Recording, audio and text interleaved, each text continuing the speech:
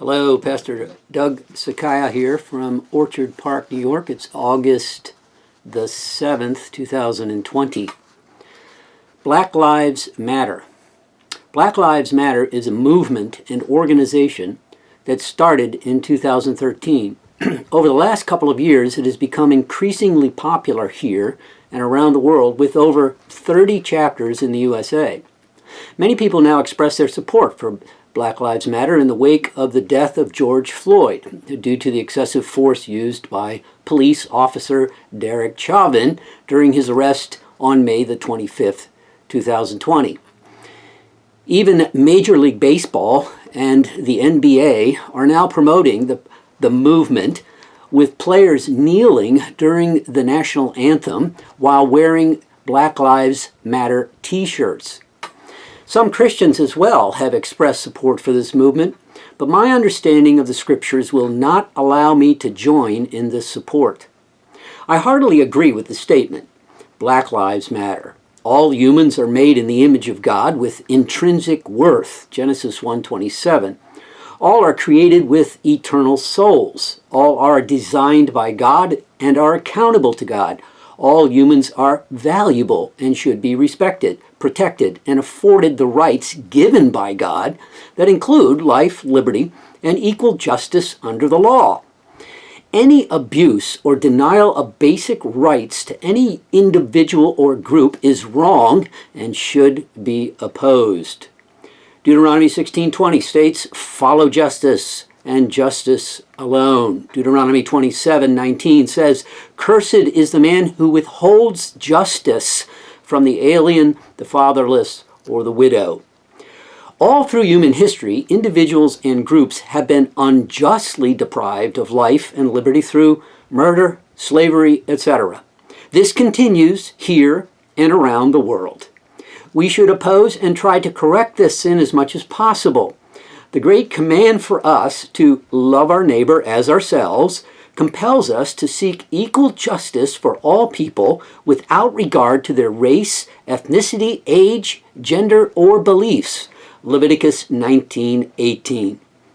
All black lives do matter, as all human lives matter. All police brutality should be prosecuted. All racism should be opposed because we are all part of one human family. Acts 17:25 and 26. I accept the truth of the slogan, Black Lives Matter, in the sense of equal treatment under the law, but I do not support the organization for the following 7 reasons. Number 1, Black Lives Matter promotes the false narrative that there is a state-sponsored racist war on blacks that is manifested in the police targeting and killing of black people. Quoting from Black Lives Matter website, quote, "Black Lives Matter began as a call to action in response to state-sanctioned violence and anti-black racism." They go on, quote, "The impetus for that commitment was, and still is, the rampant and deliberate violence inflicted on us by the state." Actually, the police killing of blacks has fallen by 70% since 1970. In 2018, about 1,000 people were killed by cops. Since there were a total of 10 million arrests that year, this means that only 1 in 10,000 arrests led to a death. In every case where deadly force was used, the person being arrested was resisting arrest. In 50% of the cases, the person killed was armed. Half of those killed were white. 25% of those killed were black. There is a higher proportion of blacks arrested since they commit 55% of all robberies and 49.5% of all murders. The statistics show that blacks are actually 25% less likely to be shot during an arrest than whites are. In the overwhelming majority of cases where people are killed, they are, again, actively resisting arrest. These unfortunate deaths are not the result of, quote, state-sanctioned violence, but rather happen as law enforcement officials are trying to do what they are hired to do, enforce the law. Far from the state sanctioning anti-black violence by the police, the state invariably charges and prosecutes police for abuse of their power. This is now happening in the case of the death of George Floyd, where all 4 officers have been arrested and charged. Black Lives Matter was formed in the wake of the death of Trayvon Martin in Sanford, Florida in 2013. In that case, there were multiple local, state, and federal investigations of George Zimmerman, who was involved in that shooting. These went on for 3 years. Black Lives Matter claims that police are the tip of the spear of a hostile, racist society that is systematically perpetrating a quote-unquote war on blacks. This is purely speculative narrative. There are undoubtedly racist cops, but it is almost impossible to prove that race is the motivation for any given incident of police brutality. Only God knows what was in the mind of Derek Chauvin, who was kneeling on George Floyd's neck. One of the 4 cops charged with second-degree murder in that incident is Alex Kuhn, whose father is from Nigeria. In 2015, Freddie Gray died in a police van in Baltimore, Maryland. 3 out of the 6 officers charged were black. At that time, the time of that incident, the police commissioner, the mayor, and the state prosecutor were all black.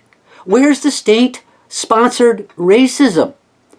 On the Black Lives Matter website, there are suggested tweets to send to friends on the anniversary of the death of Trayvon Martin. One reads, quote, 5 years ago today, Trayvon Martin was shot and killed by a racist vigilante. Actually, George Zimmerman, who shot Trayvon during a fight, is Hispanic. After an extensive investigation by the FBI, it was determined that the shooting was not racially motivated. The evidence seems to show that it was actually Trayvon who had a racist attitude towards Zimmerman. Trayvon's friend, Rachel Gentel, who was on the phone with Trayvon at the time of the altercation, testified that he referred to Zimmerman, who was following him in this car, as a, quote, creepy-ass cracker and nigga during their telephone conversation. Black lives do matter, and any crimes against black people should be prosecuted to the full extent of the law. But it is wrong to distort the truth and lie in the pursuit of justice. The 9th commandment is, you shall not bear false witness against your neighbor. Proverbs 6:9, we are told that the Lord hates a false witness who pours out lies and stirs up dissension. I think that is what this movement is actually doing, so I cannot support it. Number 2, Black Lives Matter focuses on the deaths of black people at the hands of police. This is laudable. Unjust deaths are always evil and should be opposed. But since 99% of the deaths of black persons at the hands of police involve the resisting of arrest, I think Black Lives Matter actually increases the likelihood of death by promoting their false narrative of a systematic war on black people. In the Black Lives Matter August 2016 platform entitled A Vision for Black Lives, Policy Demands for Black Power, Freedom, and Justice, the first demand out of 6 is, quote, the end of the war on black people, unquote. If you convince people that the police and civil authorities are racist enemies of you, you will resent and resist their exercise of authority. The biblical view of civil government is that it is ordained by God for our good and should be respected and obeyed. Romans 13:1, everyone must submit himself to the governing authorities, for there is no authority except that which God has established. Consequently, he who rebels against the authority is rebelling against what God has instituted, and those who do so will bring judgment on themselves. Do you want to be free from fear of the one in authority? Then do what is right, and he will commend you, for he is God's servant to do you good. By teaching the direct opposite of this, Black Lives Matter actually endangers black lives instead of protecting them. Therefore, I do not support them. Number 3, many more black lives are being taken by homicide than by police. In 2018, there were 9 unarmed black men killed by police, but during that same year, there were 7,407 black people killed by homicide. And 89% of those murders were committed by other blacks. For instance, on the July 4th weekend in Chicago alone, 80 people were shot and 15 were killed, including a 7-year-old girl. These are black lives that also matter. Yet nothing is ever said by Black Lives Matter about these lost black lives. Sociologists tell us what contributes to the violent crime in black urban neighborhoods: single-parent and fatherless homes. But this is never addressed by Black Lives Matter. In 1965, 25% of births in the black community were, quote, out of wedlock. Today, the figure is 77%. In 2018, 65% of black children were being raised in single-parent homes. Barack Obama, before he was elected president, in a Father's Day speech at a church in 2008, stated that a child raised in a fatherless home was 5 times more likely to commit crime and 20 times more likely to end up in prison. The Bible promotes and values the 2-parent family. The 5th commandment is honor your father and mother. Ephesians 6:4, Paul writes, "Fathers, do not exasperate your children. Instead, bring them up in the training and admonition of the Lord." Black Lives Matter does not share these values or use its influence to promote them. Therefore, I cannot support them. Number 4, all black lives start in the womb. Abortion actually kills more than 1,000 black babies per day. Black women comprise 13.3% of the population, but have 36% of all the abortions. The Black Lives Matter movement is militantly pro-abortion. Co-founder Alicia Garza said in 2016, quote, "But I think from our perspective, reproductive justice is very much situated within the Black Lives Matter movement. We certainly understand that Black Lives Matter and reproductive justice go hand in hand," unquote. She has recently joined with former Planned Parenthood president Cecile Richards to form a new political action group. Among other issues, they will be pushing for, quote, gender equality and the expansion of, quote, reproductive rights, that is, abortion. Basic biology, as well as the scriptures, argues for the humanity of the unborn.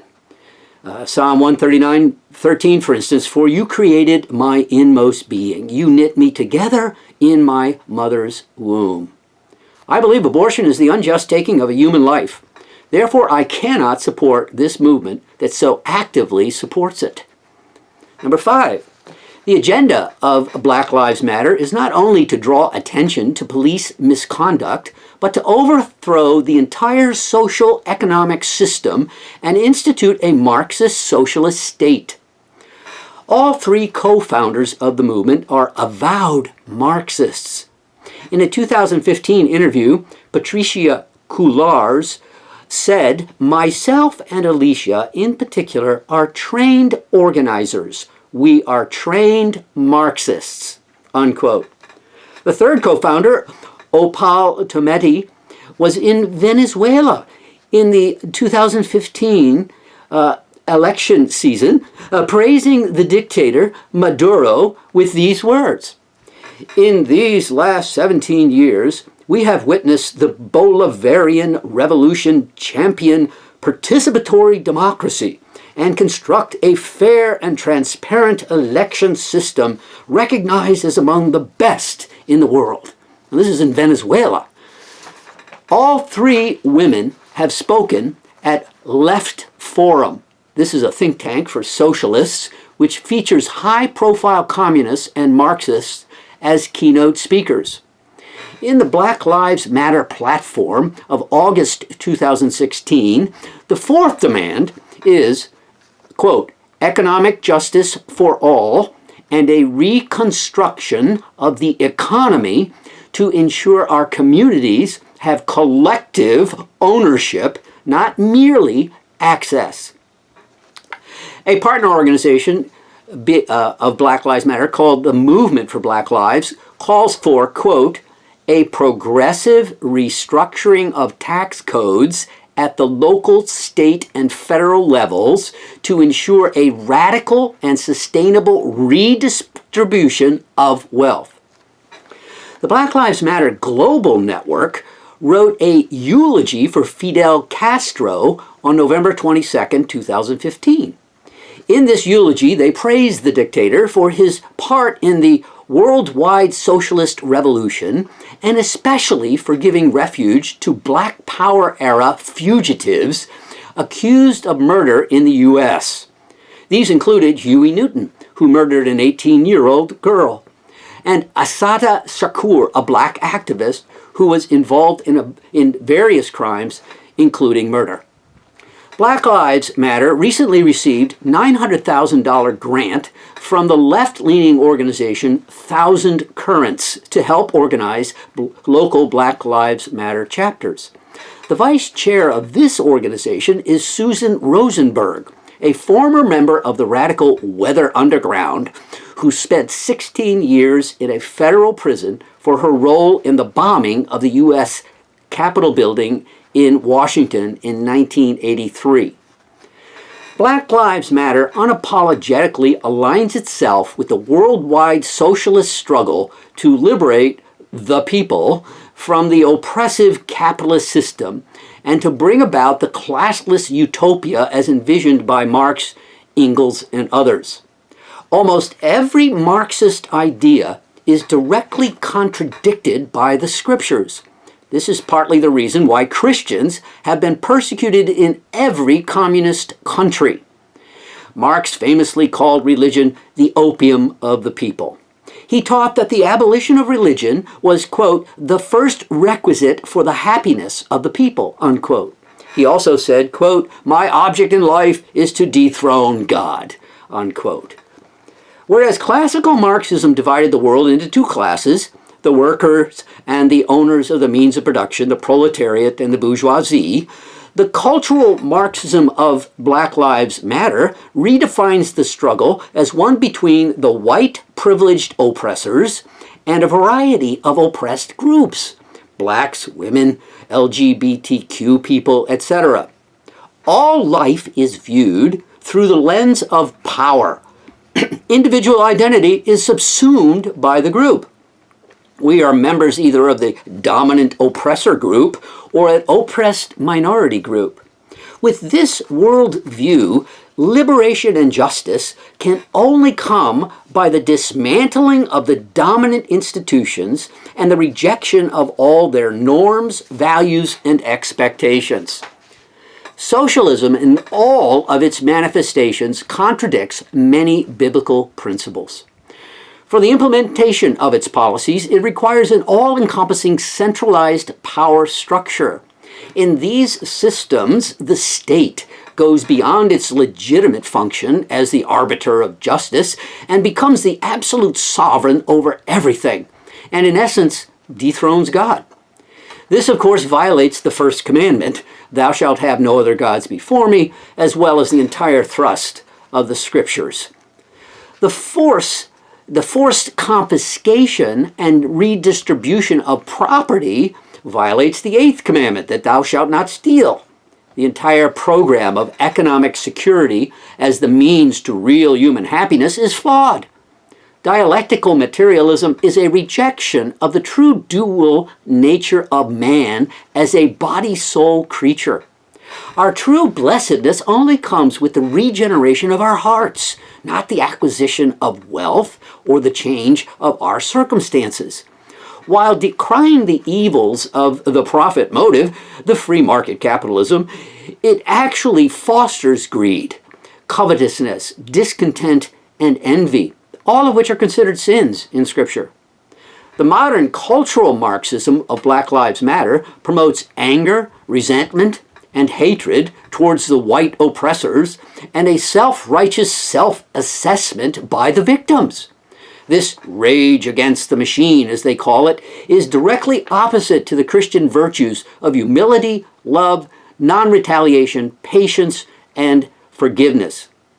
The utopian vision of a selfless, generous humanity without the need of laws or police, where each person contributes according to his ability and receives according to his needs, is a fantasy that denies the fallen, corrupt nature of human beings. It is not surprising that it has failed wherever it has been tried. The Bible clearly teaches we are sinful at the core of our hearts. Jeremiah 17:9, for instance, the heart is deceitful above all things and beyond cure. The only hope for genuine transformation of the individual, and by extension of society, is the regeneration that is produced by the gospel of Jesus Christ. Paul writes, 2 Corinthians 5:17, therefore, if anyone is in Christ, he's a new creation. The old has gone, the new has come. Number 6, Black Lives Matter promotes the idea that we are in a war against the oppressive racist system. Warfare inevitably involves violence. The violent confrontations with police, the looting, the arson that accompanies Black Lives Matter protests are not publicly condoned by Black Lives Matter, but also they are not publicly condemned. Black Lives Matter has assumed the mantle and position of the Black Power movement of the late 60s, as opposed to the nonviolent position of the civil rights movement of the 50s and early 60s. On June 25th, 2020, Hawk Newsom, the president of Greater New York Black Lives Matter, in an interview said this: "If this country doesn't give us what we want, then we will burn down the system and replace it." I could be speaking figuratively, I could be speaking literally. It's a matter of interpretation. The mass demonstrations are often referred to by Black Lives Matter as, quote, the revolution or the rebellion. Historically, most revolutions involve violence. All of the communist socialist revolutions have been accompanied with horrific mass murder and violence. Historians calculate that over 110 million people have been killed in the 20th century alone as a direct result of efforts to place in places like Russia and China to realize this communist utopia. Since the leaders of the Black Lives Matter movement are avowed Marxists, it's not surprising that they would consider violence as a natural part of the worldwide struggle. Remember, Jesus said to Pilate that his kingdom was not of this world and it would not be advanced by violence. Number 7, Black Lives Matter seeks to legitimize sexual practices forbidden in Scripture and to dismantle the nuclear family. Some quotes from the Black Lives Matter website make this absolutely clear. Quote, "We are self-reflexive and do the work required to dismantle cisgender privilege and uplift Black trans folk, especially Black trans women, who continue to be disproportionately impacted by trans antagonistic violence," unquote. Another quote, "We disrupt the Western prescribed nuclear family structure requirement by supporting each other as extended families and villages that collectively care for one another, especially our children." Another quote, "We foster a queer affirming network. When we gather, we do so with the intention of freeing ourselves from the tight grip of heteronormative thinking, or rather the belief that all in the world are heterosexual unless they disclose otherwise.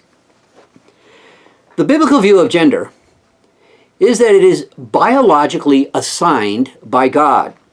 Marriage is to be between one man and one woman. When Jesus was answering a question on divorce, he said this, "Haven't you read that at the beginning the Creator made them male and female, and said, for this reason a man will leave his father and mother and be united to his wife, and the two will become one flesh. So they are no longer two, but one.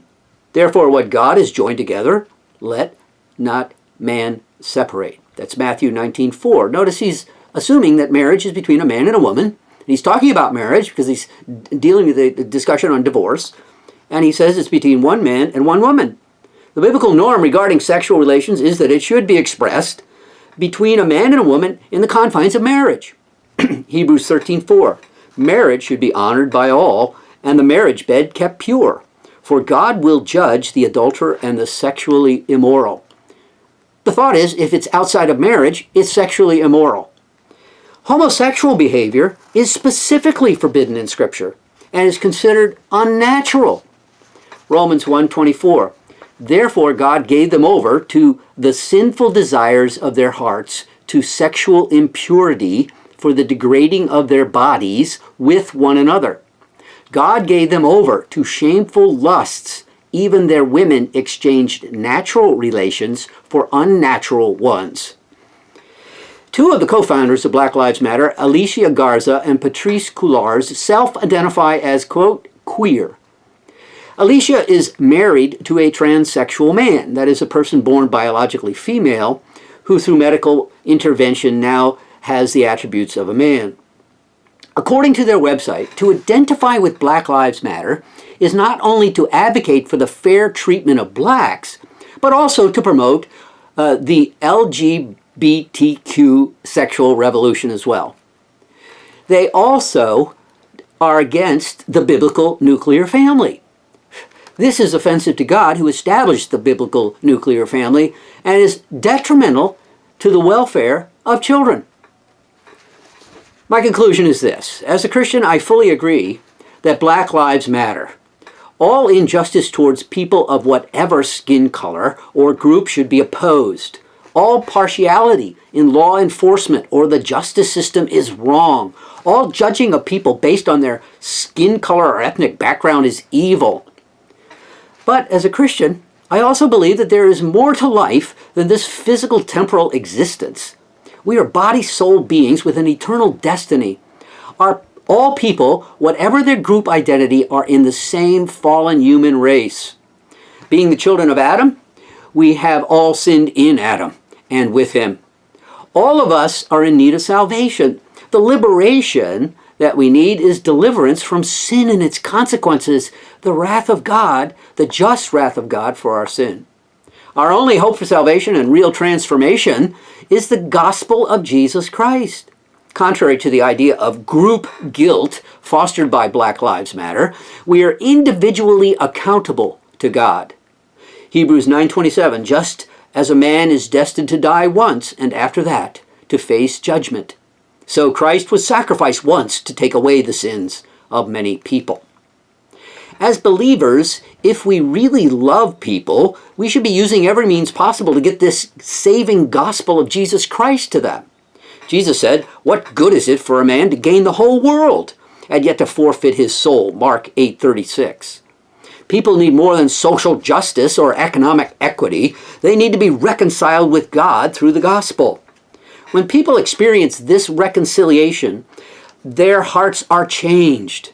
The experience of God's love and grace manifests itself in the same attitude of love and grace towards other people that they have experienced. It overflows in their lives. The Black Lives Matter movement does not foster or promote true love towards God and others.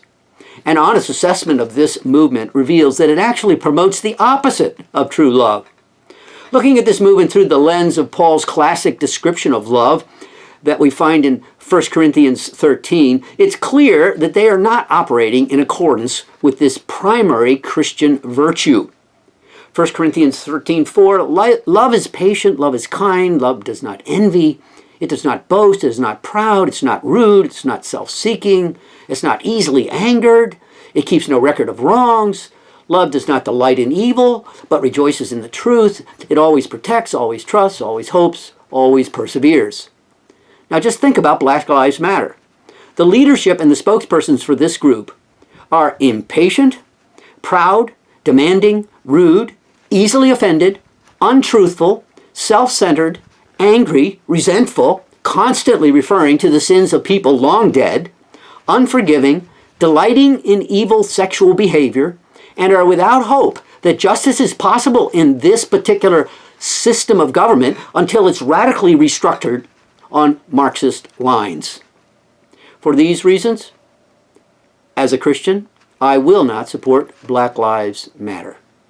And I urge Christians who do support it to reconsider their support in light of the Scriptures. I end with this, 1 Thessalonians 5:21, the last thing said by Paul to the people in Thessalonica in his letter. Test everything. Hold on to the good. Avoid every kind of evil.